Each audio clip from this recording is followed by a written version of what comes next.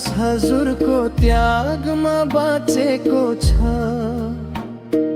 हजुर रोएर लुकाउनु भएको आँसुमाथि मेरो हाँसो उभिएको।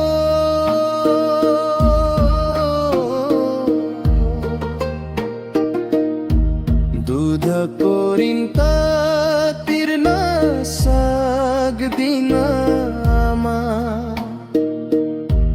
यो जीवन नै हजुरको काखमा सुम्पे। जन्मदिनको शुभकामना।